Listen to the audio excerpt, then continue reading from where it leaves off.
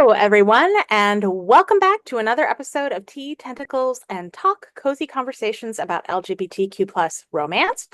A couple of quick updates before I get into my interview. Um, I am hard at work on writing the book that is going to be my contribution to the Fortune Favors the Fae multi-author series. It's called Siren in the Rain.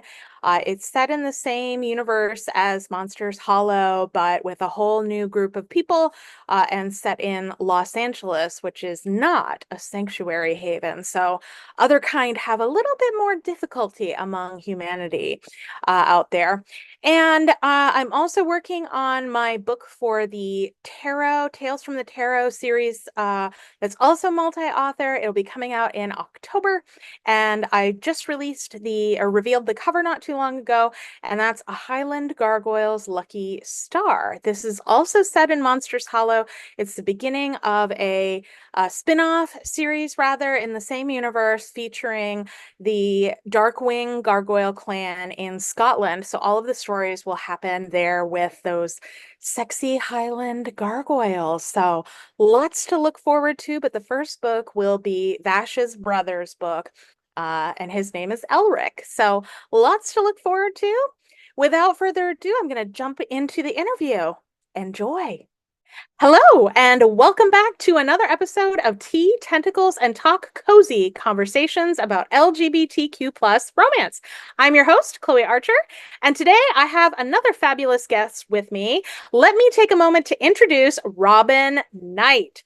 Robin Knight is the author of gay fiction novels, novellas, and short stories ranging in genre from gay adventure, gay romance, gay suspense, and gay comedies.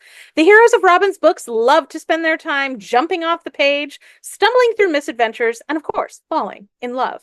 Robin has worked in advertising, politics, journalism, and event management, but nothing is as fun as telling stories. Welcome to the show, Robin. Thank you so much for being here.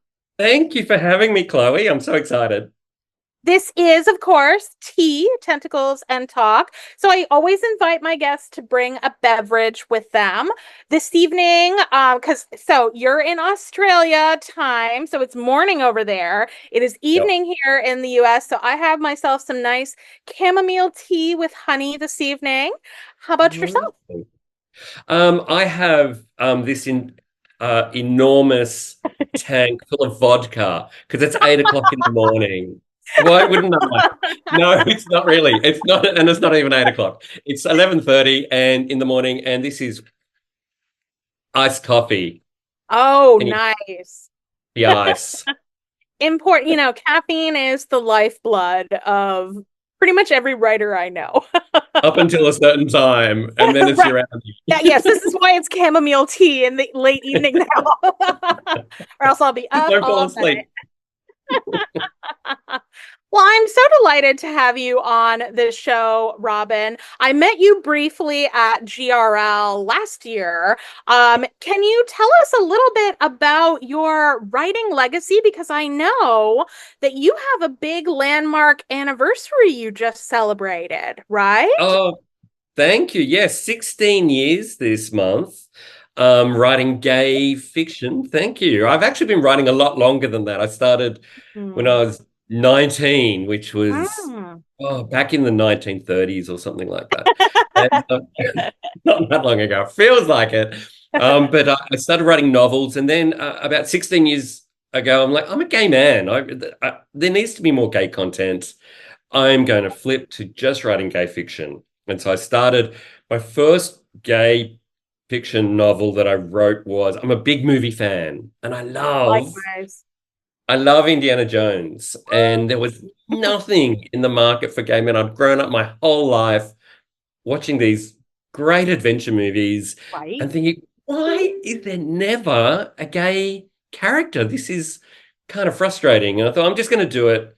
And I did it for me. I didn't do it for Yeah. anyone else. I thought, I'm just going to, I want to write, and I'm just going to, if nothing else, and nobody buys this book, at least I've written a book that I really like. Yes. But it did okay. It did pretty well. And then I turned that into a series. That's my Fathoms 5 series, which Oh, I is love it. It's five hot, hunky guys who, yeah, they're kind of like Charlie's Angels, but there's five of them, and they each have different strengths. Okay. And their leader is Professor Fathom, who tells them to go find these maps or treasures around the world for the I sake of love it. humanity, to save the world. So is it set in an earlier time period like a lot of the Indiana Jones movies, or is it contemporary? It's contemporary, Mm. but in book five is called The Temple of Time, and it's all about the Mayan calendar, and it opens up a portal in time, and there's Ooh, a whole new travel. series. There's a series down the track of time traveling, which I haven't started Love it. yet, Oh, but that's a spin-off wow. series. Yes, so Okay, exciting.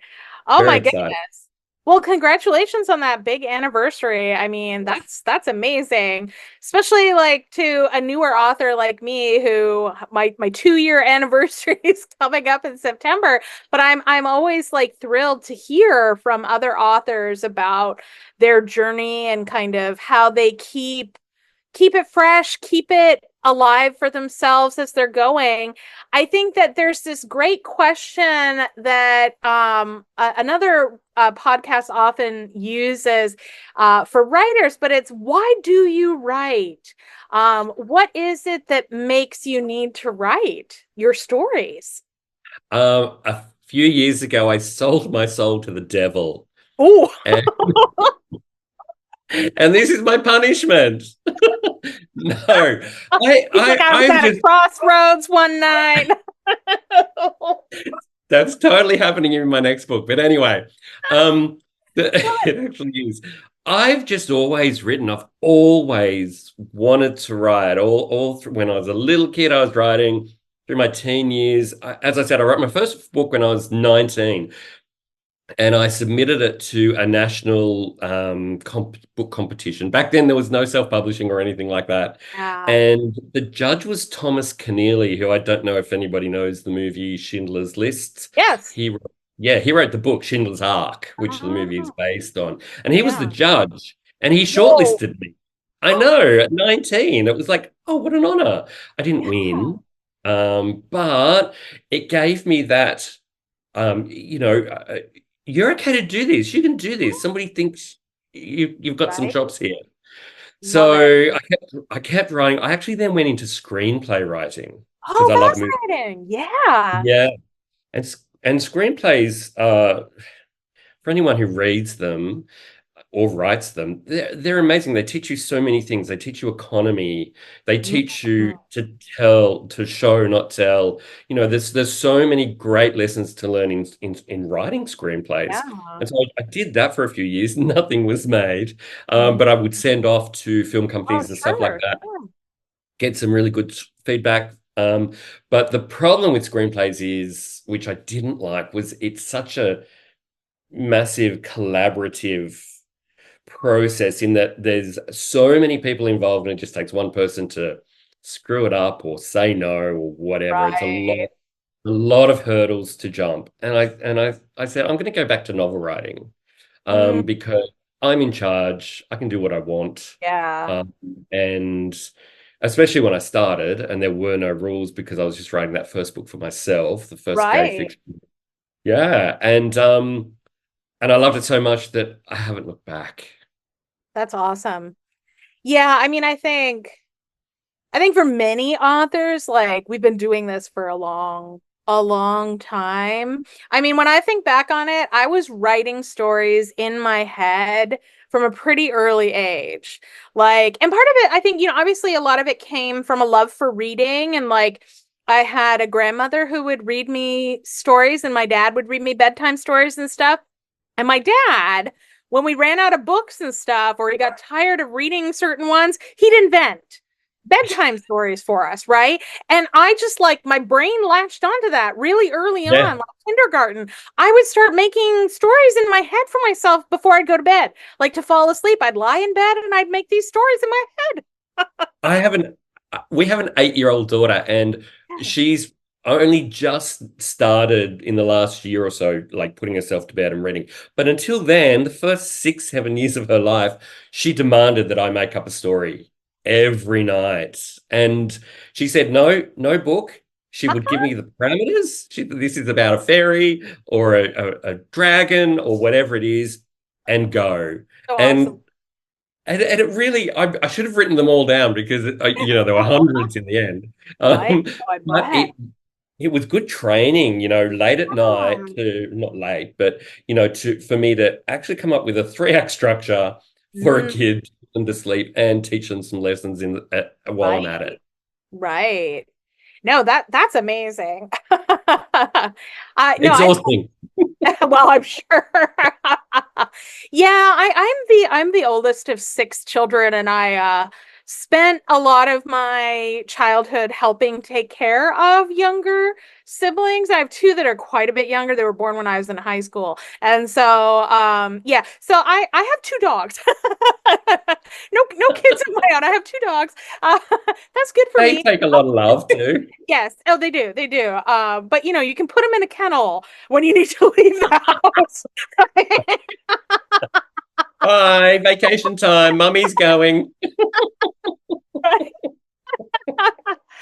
Oh my goodness. But no, I mean the screenplay writing, that is really cool.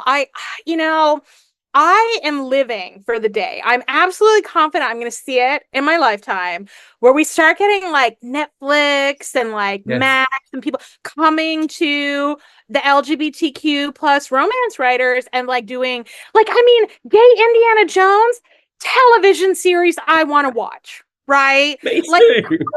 you know, like I seriously, I mean, and Uh, like when you think about like the popularity, the growing popularity of other things like Our Flag Means Death and yep. Heartstopper and like all of these, we're seeing and television's jumping on this faster than movies, right? Like TV is Yes. like way ahead of the film industry on this.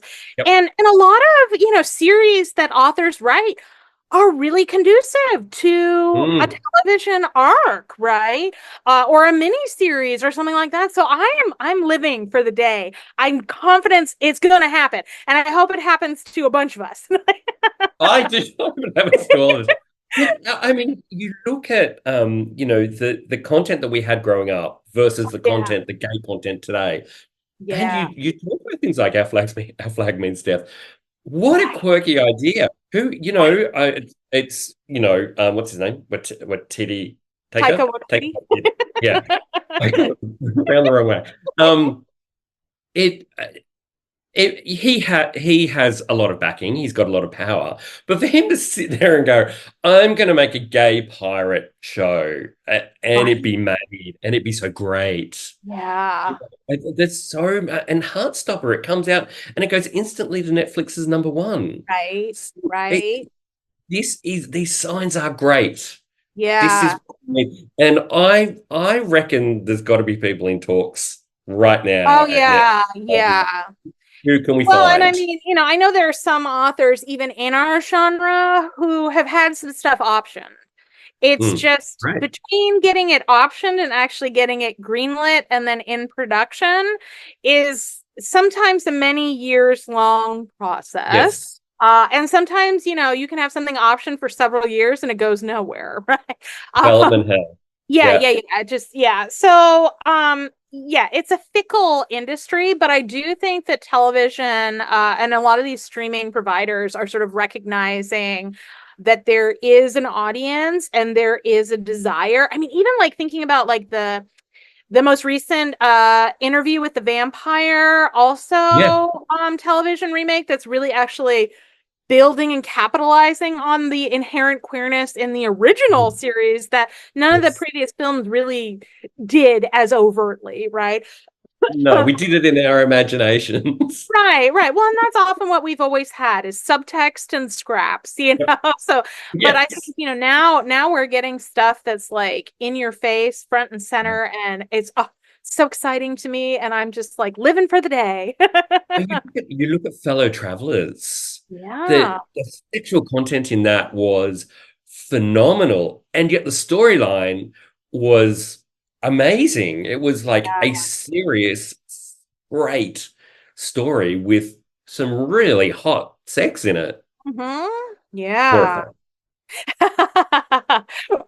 Absolutely, absolutely. I think we're gonna see it, and I'm really like, I can't wait to cheer on whoever in our community gets one of those deals because, I mean, that's the beginning of opportunities for the rest of us too, Yes, right? absolutely. Um, so yeah, I mean, I definitely believe in that, like a rising tide lifts all boats kind of Yep. mentality in this business. And I think our genre, I've been very humbled, even as a very new author, which is how many people within MM have like reached out to me, have like offered support, have just said, "Hey, I read your book, it's great." Things like that that like really mean a lot Yeah. to you when you're new, but I mean, I suspect it means a lot always, right? Because Absolutely. I'm not new, and that support that is there yeah, in our communities, it keeps you going, and yeah. you're always learning, and you're always Mhm. evolving, and you need everybody behind you to do that. Oh, absolutely. Yeah. I mean, because writing in the sort of like day-to-day business, sorry, my dog is being noisy. um I mean, it can be very solitary, right? It can be very, you and your own little, and sometimes you feel like, am I putting this out into a void? Right? Mm. Will anybody Yeah. read it? What will happen with it? And so when you make those kinds of connections with whether it's other authors or even just readers who take the time to say, wow, this book meant something to me, or I laughed so hard I woke my husband up, or like I whatever, love that one. like, That one's always fun right? to read. I mean, Sorry, hubby. I mean, that kind of stuff, it keeps me going. It is like, Yeah. it is energizing to me as an author. So I always tell readers, like, you are not bothering an author to reach out to them and say, I love your stuff, right? Or Yeah. this book, like, just, Oh, it means moved me in somewhere, whatever, right? Like, yeah. we love to hear that. Nobody is going to be annoyed. No, Don't absolutely not. hesitate. Don't hesitate. We love love. Okay, so I because I am a newer author, I always love to hear more about different authors' writing processes. Can you kind of take us through a little bit? Like, how do you write, from getting an idea, brainstorming to kind of executing a novel? Are you an intense plotter? Do you plan everything out in intricate detail, or do you just kind of like see where the muse takes you? It depends what I'm writing. Um, if it's a thriller or an adventure, absolutely plotting everything. I need to know everything. And yes, Ah. characters will do this occasionally throughout. I need to know the end before I even start the beginning. I need to, because I'm a big movie fan, I used to write screenplays. I need that three-act structure. I need to know what's happening at the climax. I need to know what happens at the end of the first act to get the ball rolling. I need to know the dark end of the second act, exactly what's going to Wow. push them into the climax. Yeah.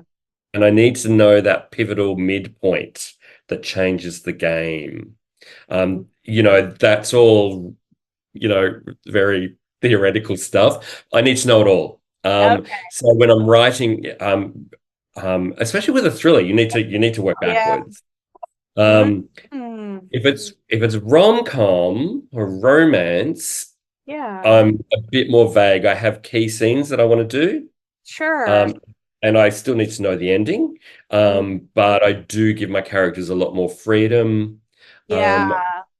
Um, I'm a terrible I'm terrible at if I get to a point where I don't know what's happening next, I panic and the whole thing falls apart. So I kind of need to know where everything's going. I need to know a path, and those key scenes really do help. I also love to have the cover done first before I start so that I can see the Oh, really? mood. Yeah, I need the mood in the cover and I need the cover to give me the mood. Nice. And it just helps me visualize the whole thing. Okay. Do you also write a blurb first, or do you do that at the end? I do that about three-quarters of the way through. Oh, really? Okay. So it's summer here, and Yep. so it's light out really late, and so it's almost 9 o'clock here, but there's people walking out on the street. Whereabouts are you? So I am in kind of a northern Midwest of the Oh, United States, Minnesota. So Minnesota. close to the Canadian border, kind of. That's set in Oh, Wisconsin. It's set in Wisconsin. oh, really? Okay, yeah. I, Wisconsin is right next to me. Yeah. I started it in Minnesota and I moved it. Moved. Which I hated them because I really like all the language in Minnesota. You've got such a, you've got real quirky, like opened, There is some, some weird stuff here. I will say though, I'm not a native Minnesotan. Like I'm not yeah, originally from here. So yeah. I don't have the full Minnesotan Midwest kind of accent happening. Yeah. Uh, but I've lived here for 14 years. Oh, that's a long So time. yeah, yeah. But my family, we moved sort of every 3 to 4 years when I was growing up. So I kind of have a weird pastiche of accents from all I these did too. different places I've lived Yeah. that Yeah. yeah, I haven't really I picked up my brain has picked up little things from different places and they're all in a melting pot in my mouth. That's good. People used to think I was Canadian. It's like, how'd you get that? Okay, I'm originally from Canada. You do not sound Canadian. No, okay, that is probably certain people probably in the US who've not actually heard other accents outside It, of the US before. it was in when I lived in England, people thought it. Really? Yeah. No. It's weird. And I had an Australian woman say to me the other day, who I've met twice, say, so Yeah. whereabouts in America are you from? It's like What? I just think, oh, I must sound really weird to some people. I don't know. Hmm. See, I I should mean, try to I could tell you were Australian pretty early on when I met you, but I should actually put it on more. G'day. G'day, how you doing? bring your crocodile Dundee, Yeah. person. Crikey. Crikey, there's a croc. Okay, so this begs a question. Have you ever set any of your books in Australia? I have one. One? Yeah, years ago. And it's a a romance set in the outback, and Okay. it's called The Pearl. Oh, it's way over there. And hang on. No problem. That was That's smooth. I love it. that's not the rug. That's it Oh, there. It's that's a about love. two. Oh, thank you. It's two best friends, boyhood friends who grow Oh. up and they separate, but they know that they are meant for each other. They come back Mm. together and there's Outback and it's Darwin, which is up the top, and there is a crocodile in it. Ooh. Um, and crikey, there's a croc. Uh, quick, grab the pearl. But yes, that's an old romance of mine, but it's one of my favorites. Oh, well, okay. So this is just my own like personal request, but I totally want to see you write like a rom-com set in Australia. Maybe I a fun series or something. Because well, I'm a fan of travel-minded fiction, right? When you don't live somewhere, but you want to experience it. So, I lived in Scotland for a while. I did my master's there at the University of Edinburgh. I love Scotland, and I love to read books set there because I can't go there all the time, but like I feel transported when I read one, right? And Yep. I've read a bunch of like N.R. Walker and like Kira Andrews, like books set in Australia. But now I'm like, Robin, I want to read some of your stuff set in Australia. When I started Mulligan's Mill, which is the small town series that I'm Yes. currently writing, which is set in Wisconsin. Yeah. The second I said I'm doing this, I had about three Australian readers say, "Where's the Australian small town romance? Come on, do Mm. that." So I think I kind of have to. I think I I think you need, should. yeah, And it's also one of those things where it's like, I don't think you have a lot of people to compete with for that. Like, bring your own unique Aussie flair to this yeah. in a There's a fabulous few. way. And our A Walkers. few, yeah, right. Well, I mean, I'm not going to discount them, but like, I mean, she can only put out so many books a This is year. true. This is true. And I think I have a very different style of comedy to her. Yes, Um, exactly. Yeah. I do write quite over the top campy comedy like you, I and an Australian comedy I could really bring that out.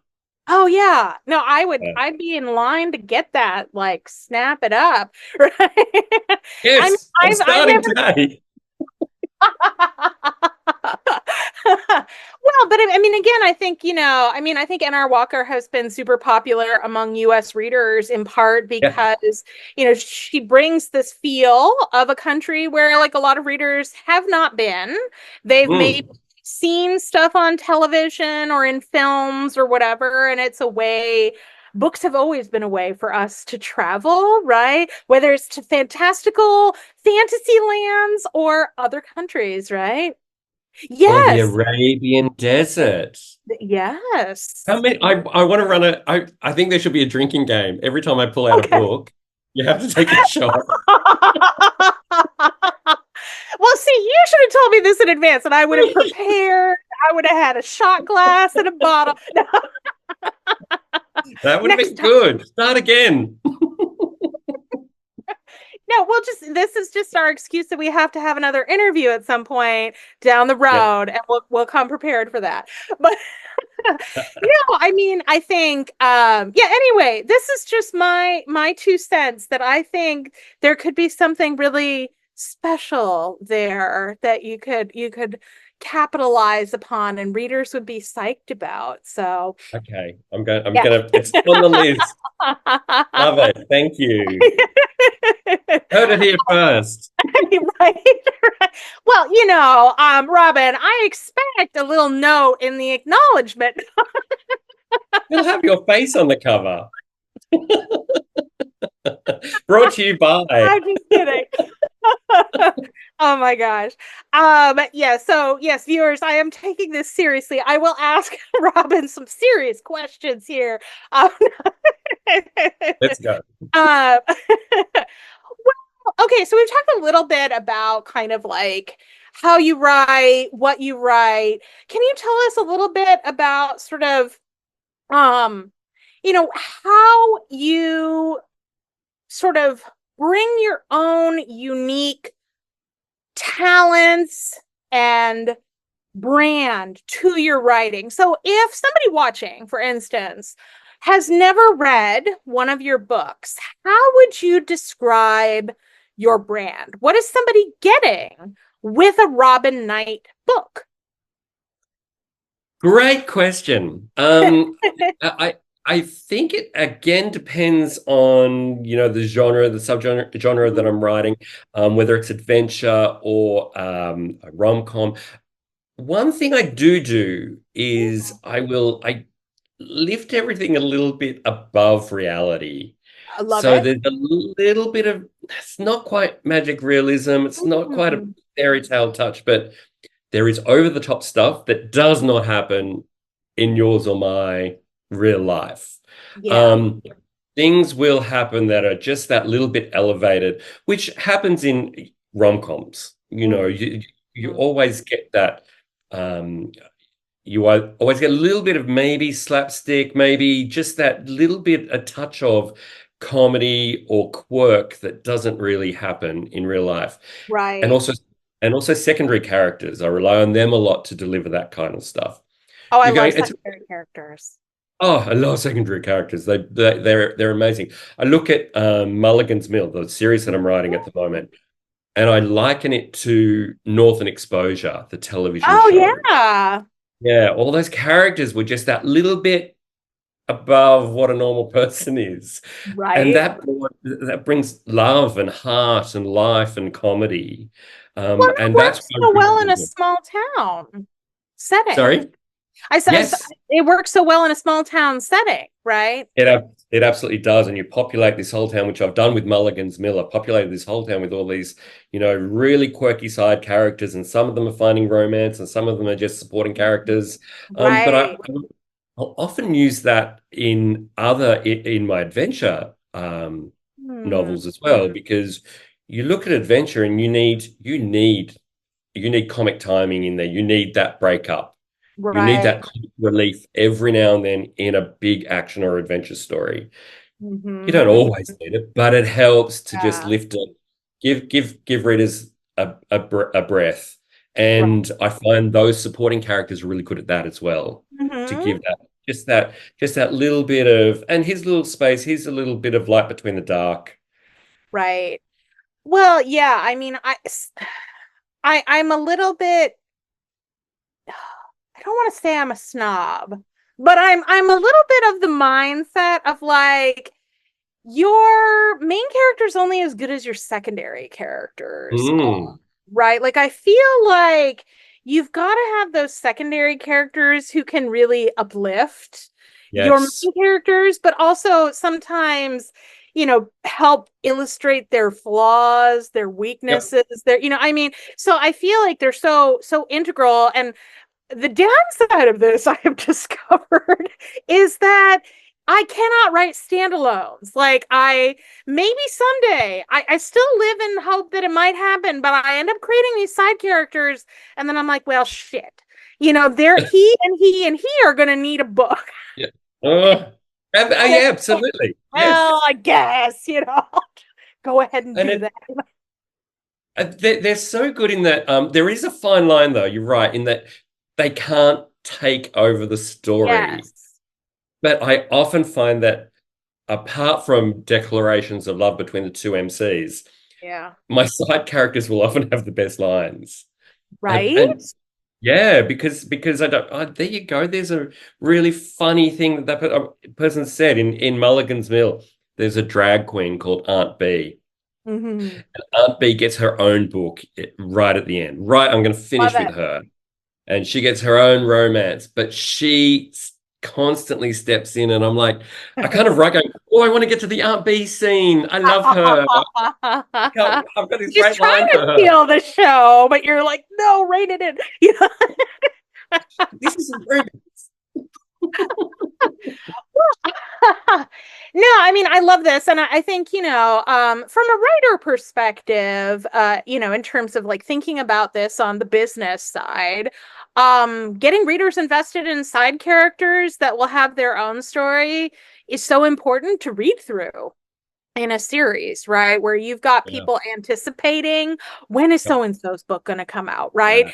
And so for the aspiring or new authors who are watching, right? This is definitely something to think about when you're working on side characters because Right. they can really be huge to read through in Mhm. in a series.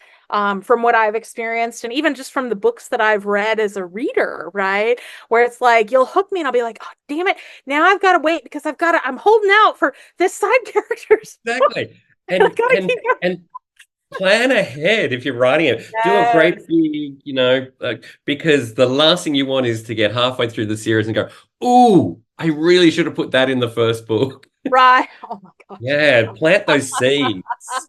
Let them grow. Yes, absolutely. Well, I mean, this is a perfect segue into you telling us a little bit more about Mulligan's Mill and sort of, what is this series really kind of like about, right? And what was the genesis of it in your like creative mind? I what I wanted to well, there are so many great small town romances out there, and I was like, I've got to do one of these. And I grew up in small towns around Australia. So I Yeah. kind of know Yeah. what it's like to be in a small town. And I know um, how that kind of community works. And even Right. recently I lived on an island.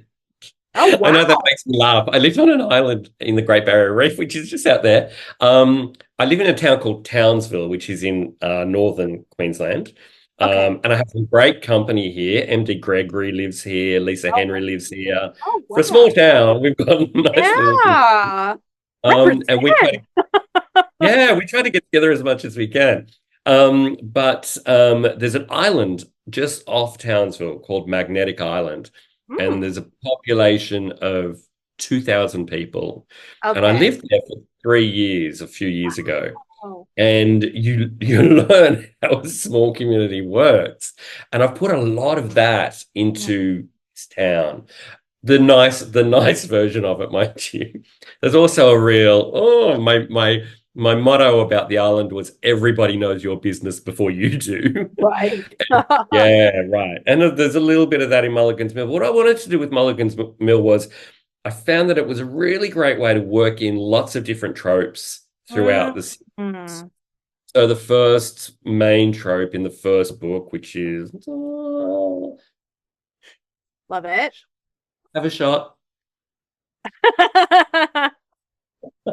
is it's friends to lovers to enemies to friends. So that's yeah, I know, second chance romance at its best. So that's the Oh, first one, second nice. chance romance. This one is opposites attract. That's book two. It's about Mm. God who's cheery and cheerful, and it's a grumpy sunshine. That Oh, I one. love a Grumpy Sunshine. And then book three, I'm finishing today. Three. Dun, dun, dun, dun, Book three dun. is the Bend in River, and it's opposites attract, and it's the war hero who is the secret crush Mm. of the ice cream maker, who's a nerdy, tubby little ice cream maker who's always been in love with his best friend River, who's the war hero who comes back from war. And Okay. can he keep his crush a secret or not? So it's a best friends to lovers, like by awakening. Yes. Well, Okay. yes, for it's a by awakening for River, River. but Okay. the Clary who makes the ice creams, and Yeah. there's lots of I had a lot of fun with this one. There's lots of great quirky ice cream flavors, which I can't think of a single one. Yummy, well, what's one of them? Yummy, scrummy, bubble gummy, and really names for all his ice creams. And he embodies that character. He doesn't swear whenever anything happens. He goes, "Oh, fudge." And he's really just utterly adorable. But can he win the heart of the man he loves? I suspect he might. I love it. I don't No. want to give anything away. Well, so in this new book, the third book that's coming out in the series, so you can read, they're all standalones, you can read in whatever order you want. Well, you're kind of going to miss a lot of the character development Okay. in the side characters. So if Ah, you read them in order, it helps a lot. okay. Okay. Um, so this third book, can you tell us a little bit about kind of what were some of the most fun parts of writing it and what were some of the hardest parts of writing it? I'm absolutely in love with Clary. The guy who makes the ice creams. He's basically me as Oh, a young version of me. aw. He's nerdy. He's shy. I know I don't come across as shy, but I actually am. And he's totally introverted and he's terrified. And he's a movie fan. He's a big movie fan, and he goes to the old Ritz Theatre every day and watches whatever movie is playing, which is Nice. always like old 90s rom-com. It's The Bodyguard, Mhm. or it's Pretty Woman, or it's Go. And Nice. he's missed his best friend, River, who's been away in the Marines. Now, the Mhm. Marines part was challenging because I needed to, again, he's light and dark. There's a scene where River's post-traumatic stress comes out, and it's the bring your tissues scene. So you've had all this fun. Yeah. Although you do ache for Clary because he just can't voice his love. And then there comes a Right. point where it's a total breakdown of the hero. And what the main theme of the book is, what is a hero? You know, Mm, who is a hero? Whoever's a hero in your eyes may not be, they may not think of themselves as a hero. And whoever isn't a hero in your eyes could actually rise up and become the hero. right. So, oh, don't want to give anything away, but Hey, even an it's ice cream maker can be heroic. I fully believe that. And oh, wait till you read the so, I book. mean, well, I love this description because Robin, we've got pining, we've got hurt comfort, we've got, Mm. friends to lovers, we've got by Yep. awakening, like Lots of flash cracks. those tropes like neon lights in Vegas for this book because I just, I feel like ping, ping, ping. There's lots of Yeah. people who are going to be like, oh, yes, this is my I ice cream flavor that I I want. hope so. I think everyone's going to fall in love with Clary because he's just so adorable, and you just ache for him and his little heart. And Mhm. then there comes a point where it's like, oh my God, now River is the one who needs to be held. Yeah. And they're a gorgeous little couple. Oh, I love it. Issues. Issues. That sounds fantastic. And so when does that come out? 30th of July. So Okay, so end of this month. Okay, perfect.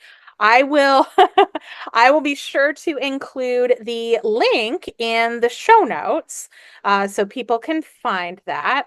Um, Can you tell us a little bit about the cover for the book? Like, do you do your own covers? Do you work with cover artists? How did you kind of I conceptualize for Mulligan's Mill and this book uh, in be- particular? I kind of looked at all the small town romance covers because they're so beautiful.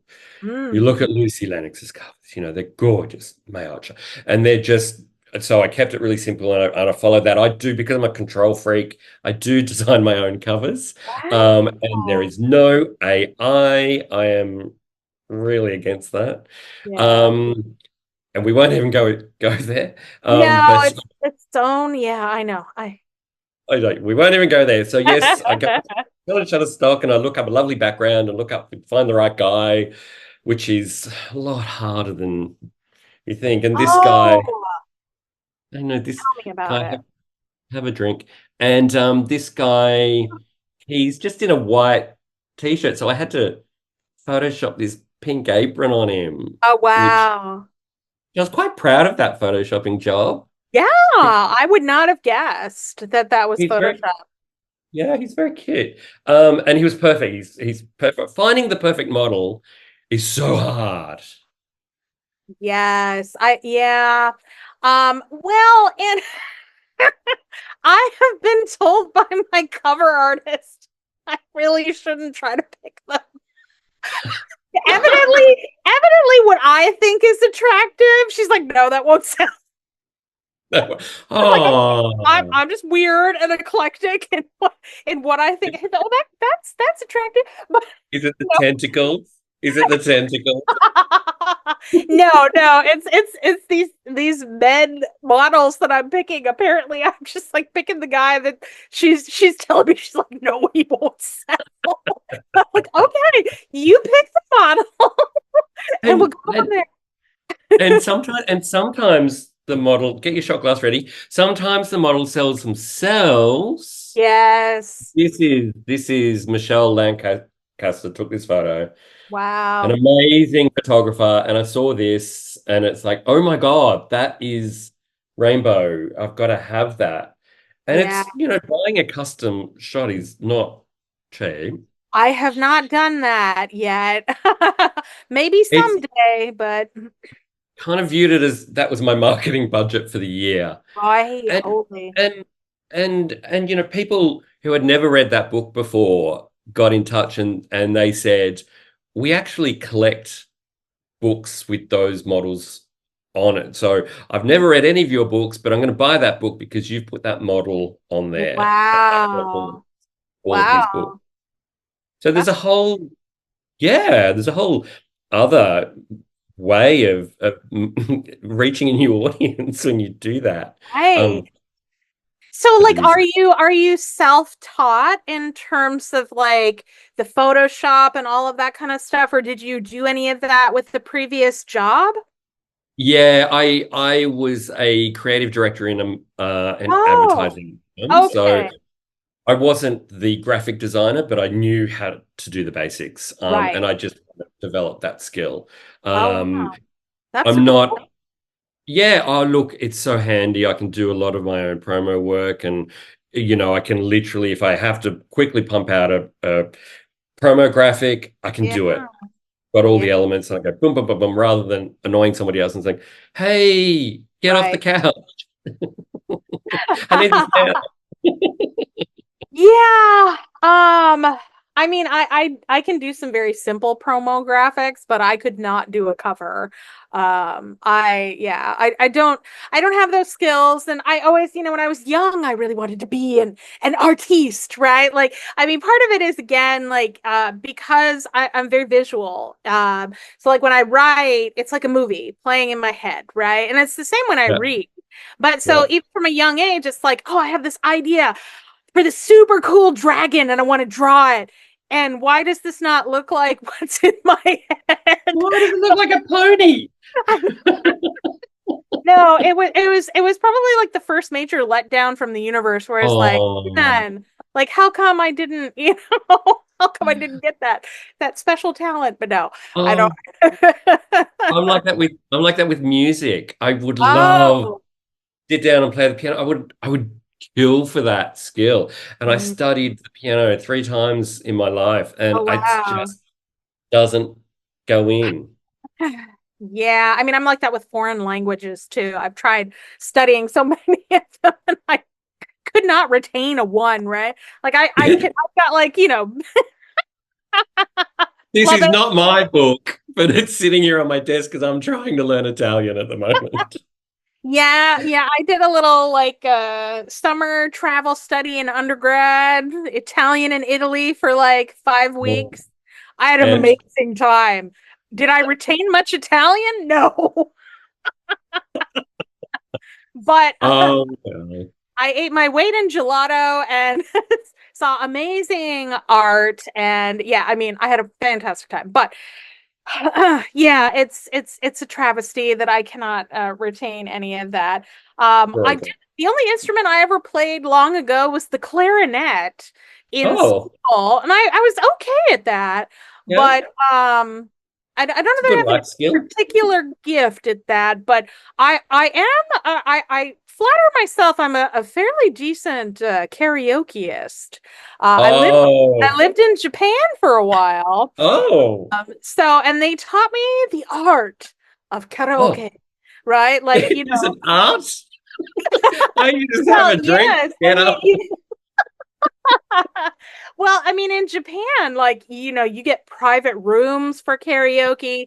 And I knew people who they would sometimes rent out rooms just by themselves to practice so that they would perfect certain songs for when they had social events at work Oh, or other things where they would do karaoke.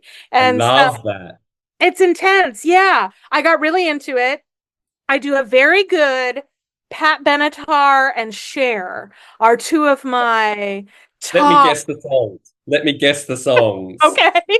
There, I'm going to go with maybe Believe. Um I have done that one, but I'm old, and so I normally do if I could turn back time. Oh, that's not. And Pat Benatar, I'm going to go with Love is a Battlefield. Nope. Heartbreaker. Um, Heartbreaker. Oh, I was going to say Hit Me with Your Best Shot next. But yeah, I mean, I'm a child of the 80s and early 90s, were some of my early formative musical years before high school, and so I love to do a number of those. Good. Yeah, so yeah. But I have like gotten way off track here. We were talking Okay. about cover art, but I let the show kind of go where it wants to. Like a Um, good book. Right, there you go. Well, Yeah. let me ask you some fun questions here. Let's see. Oh, okay. So, are you much of a sci-fi fan? Are you a Star Trek or Star Wars I person? I love this question because I'm not a mass. I do really like sci-fi. I respect sci-fi a Mm. lot. My husband thinks he always thinks, "Oh, are you watching Little Robots again or something like that?" He doesn't get it. Doesn't get it at all. It's like, no, these are analogies for our world. Right. And yeah, but I'm not huge. And as such, I actually really like both Star Trek and Hmm. Star Wars. Yeah, Although the new shows of both lately have not been getting me. Um, agreed. I've Yeah. really tried hard with Strange New Worlds, with Star Trek, and even Mhm. when Carol Kane came on board, I'm like, yeah, Mhm. come on, we can do this. And I don't know. But having said that, the old school, all the movies, love Mhm. them both. Yeah. Well, and I have also since had some people tell me I need to add Doctor Who into this question, like Yes. Star Wars, Star Trek, Doctor Who, right? I mean, I like all of them too. Yeah. Yeah. But, And that's I good. mean, yeah, anyone who I, knows me knows I'm a sci-fi nerd, so. and I also think that they serve two different purposes in that Star Trek is really great. If you work a professional job, Mhm. Star Trek is awesome because it basically says it's like a management team getting together and they Mhm. all have their different jobs and saying, how are we going to get things resolved in our workplace? Right. That's really what Star Trek is, which I do love that about it. It's like all the managers getting together. Oh, This darling. is one of my dogs. Okay, buddy. He's a little needy right now. He's like, why are you? Oh, Hi, this is Jasper. oh, Yeah. who's the noisy person on the computer? I know. Oh, he's like, I'm tired. He's like, it's almost my bedtime. Well, yeah, I mean, one of the things I also loved about Star Trek when I was young, it was Star Trek Next Generation, that was on TV. And as a young queer person, I connected with it so much because Yeah. so much of the kind of ethos and ideology of at least Next Generation is all about, this future in which diversity and difference is Yep. normalized, embraced, respected. You see interspecies relationships Yeah. I mean, it just really gave me hope. I think Mm. of like the possibility for acceptance and like peace and harmony and stuff And like that. inclusivity. Yes. Everyone belongs here. Right, right.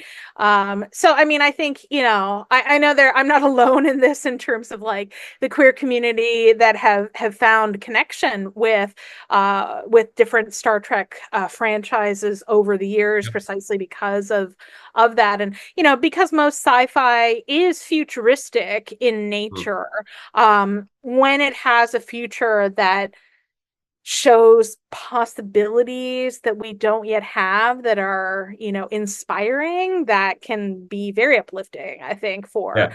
Agreed. those of us who are sometimes, in minority groups, essentially, and underrepresented. And yeah, again, Yeah. one of many reasons why we all tend to write LGBTQ plus fiction. But um, And you look at Star Trek, the original series, it's so ahead of its time because of that. yes. Oh yeah. Well, yeah, They and had particularly on Uhura. yeah, race issues. Yeah, yeah. Oh, Yeah. for sure. Absolutely. Okay, well, let me see here. What else should we? I know we've talked about many, many different things, but um, okay. Well, I like to ask a lot of my author guests on this because especially if you write romance of any variety, we often write about love at first sight or like first meet cute or whatever. Do you Mm. believe in love at first sight in the real world?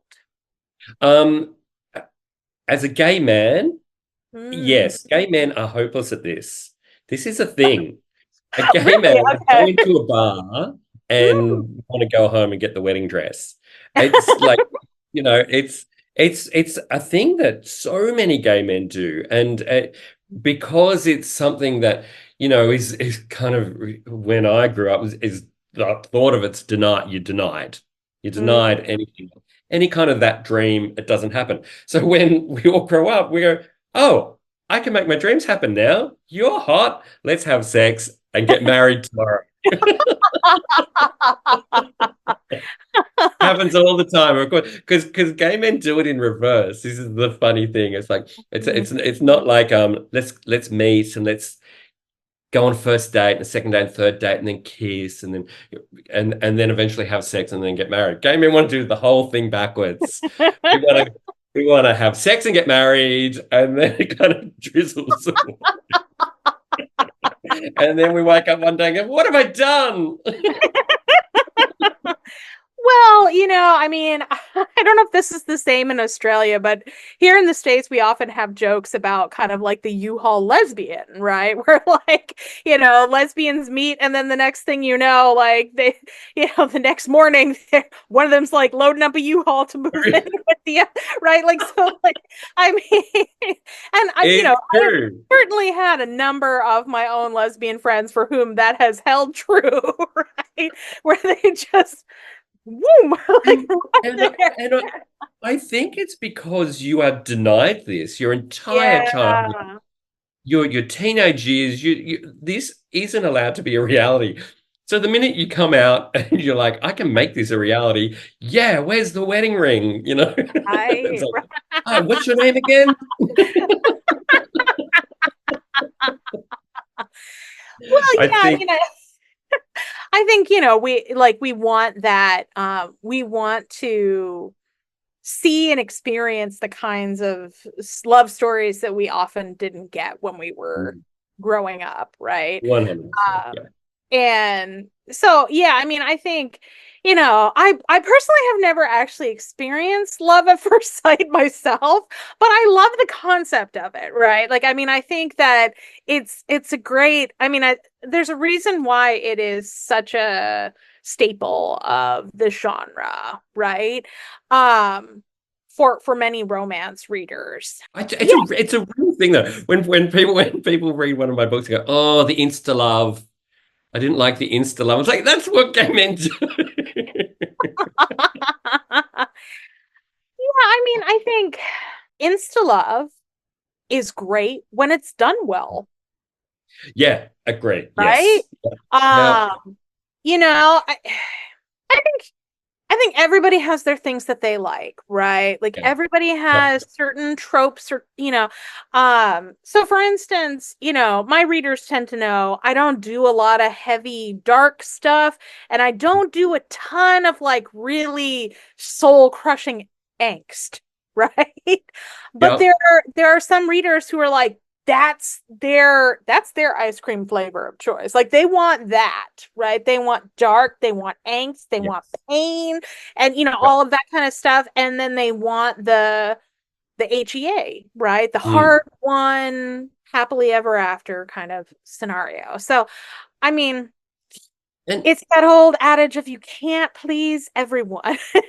absolutely. And insta love goes very well with something like rom-com.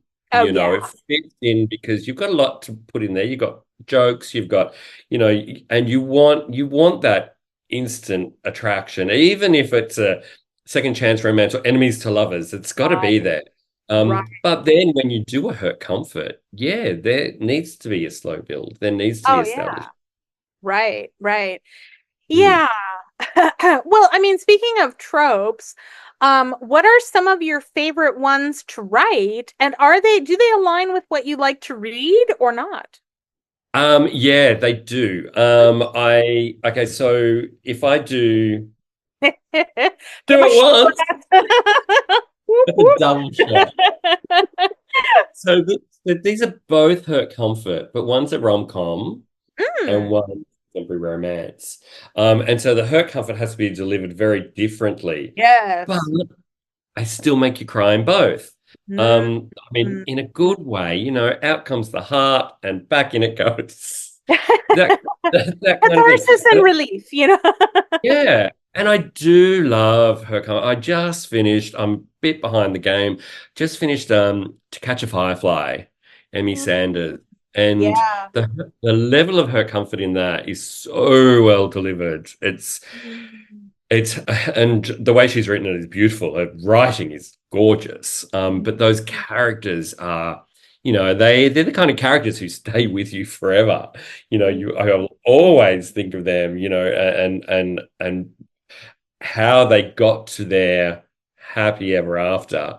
And they had to go through not that they didn't experience the hurt them together, but the management of that pain between them to discover their own love was really beautifully done.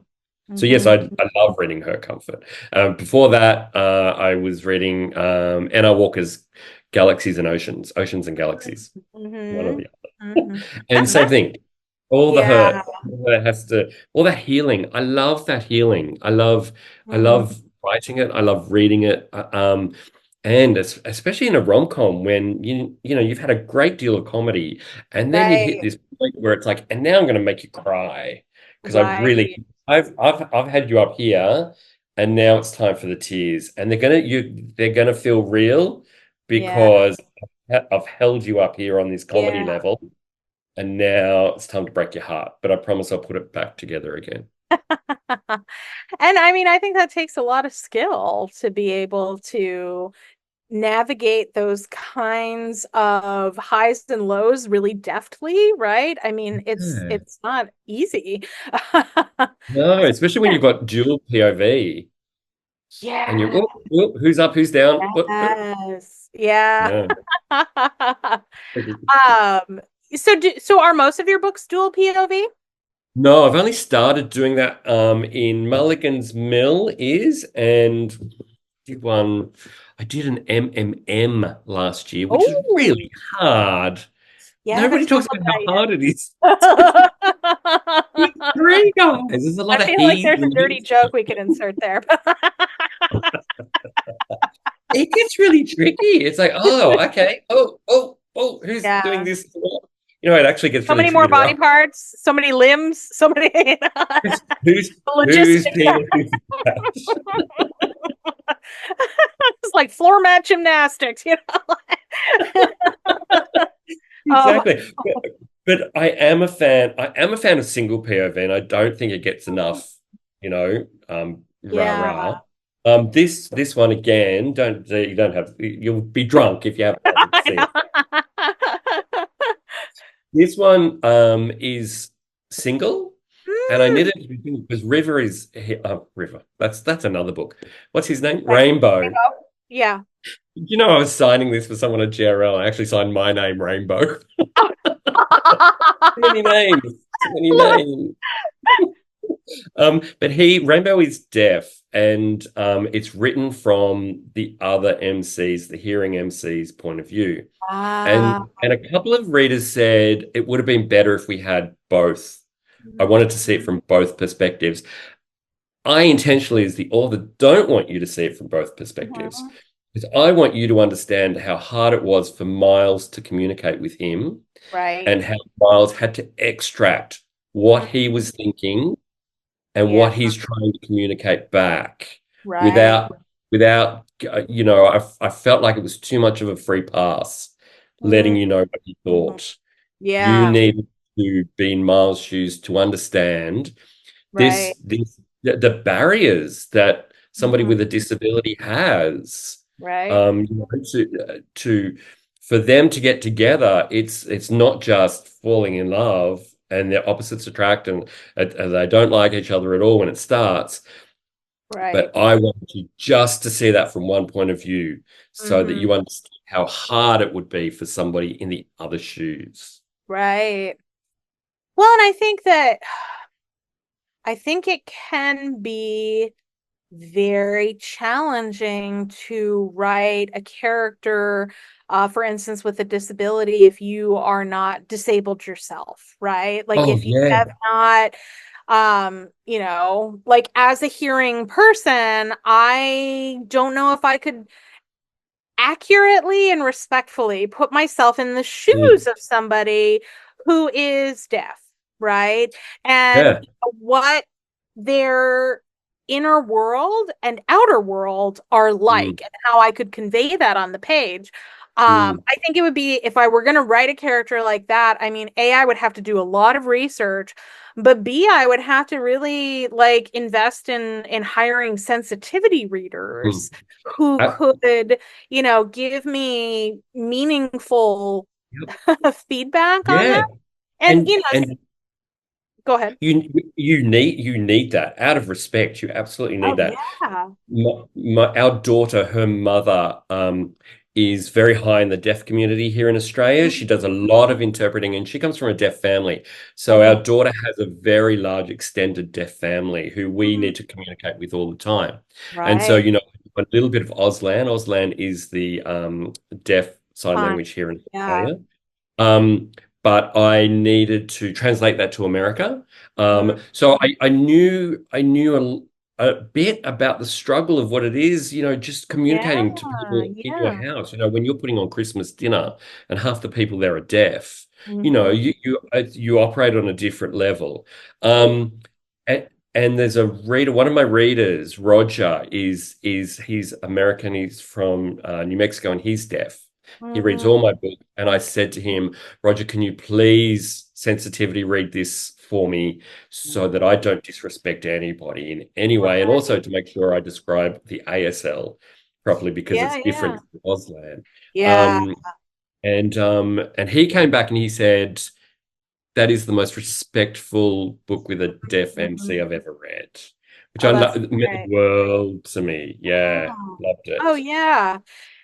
Yeah. I mean, I think we're always learning as we're doing this as authors, and I believe in diversity, and I want to, a lot of my stories are really about everybody deserves love, right? Mm. Whether they're an alien with tentacles or like an orc professor, Also, right? Like, I mean, I mean, obviously there's, a metaphor going on there, but like, I mean, I feel like, there are things that I want to tackle in that regard, but, to do it really respectfully, it involves a mm. lot more time and work and stuff like that. But even I had a, I have a Scottish gargoyle in a book that I wrote, and I'd lived in Scotland for a while, but I, recruited a couple of Scottish readers to just be like, okay, I want to make sure that he's coming across well, and that, some of his use of dialect is appropriate and all of that kind of stuff, because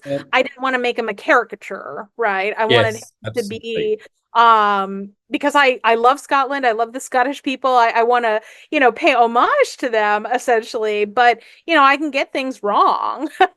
Yeah, So, but also when you're writing a rom-com, and Rainbow, Boy Called Rainbow isn't a rom-com, it has right. comedy elements, but you write a lot of rom-com, write a lot of rom-com, and you do have characters who are caricatures, Yeah. but you also need to embed that tiny bit of them that's so human, Yeah. that people can say, wow, I thought that was going to be a two-dimensional character, and Right. that character just went three-dimensional, and I love them so much. Hmm. Yeah, and Mm. you'll be surprised with like the readers who are just like head over heels for that type of Yeah. character, right? That they're just Yeah. like, oh, and you're like, ah, okay, I nailed it. That's how you know. Well, Robin, this has been so much fun. Can you, before we close out here, can you give my listeners, viewers, an idea of like what else can we expect from you moving forward? We've got the third Mulligan's Mill book coming out, but what else have you got in the pipeline? Okay, so straight after Mulligan's Mill, the third book, which is out very soon, I'm part of a big author freebie collaboration. Oh, It's a promo called Summer Nights. Lots yes. of wonderful authors in that. Free books for a week, and then I'll put mine up on Amazon after that. But for 1 week, free books, Yeah. Oh, yay! Summer fantastic. Nights, yep. They're all novellas under 25,000 words, and they're Okay. all original and new. Oh, fun. Um, yeah, and then after that, I'm going away. I've got a little vacation book, thank goodness, because I really need Oh, one. And then in November, I have a spin-off. It's not a ooh, sequel, it's not a prequel. It's it's in the same vein as Rainbow. I'm going to oh, do a blind character. And wow. that's Okay. and he's a musician Hmm. and I can't play the piano, as we all know. So let's see how that goes. But that's going to be called A Boy Called Love Song. Oh, And that nice. is really going to rip your heart out. Ooh. It's going to destroy me, but we'll all be better for it at the end. I hope. You'll rise like a phoenix from the ashes. And we better, because then I've got a book out. I've got a Christmas book. The fourth book in Mm. Mulligan's Mill is a Christmas book. And that's Okay. out in December. And that's called The X in Xmas. Oh, I love And, it. yeah, someone's ex That's a turns great up for title. Christmas dinner. Well, and who doesn't love a Christmas romance? I mean, yeah, I have one coming out too. Um, Great. and so yeah, I love it. And I love to read them too. So like Yeah, I kind of like trying to put one out myself every year, but then I'm also like snatching up all the other ones to read. So exactly. Busy jingling those bells. yeah. Well, Robin, this has been so much fun. Thank you so much for joining me on this show, and we'll definitely have to have you back again in the future. And to all of my viewers, thank you so much for tuning in, and we'll see you again next time. Thanks for having me. Yes, thank you.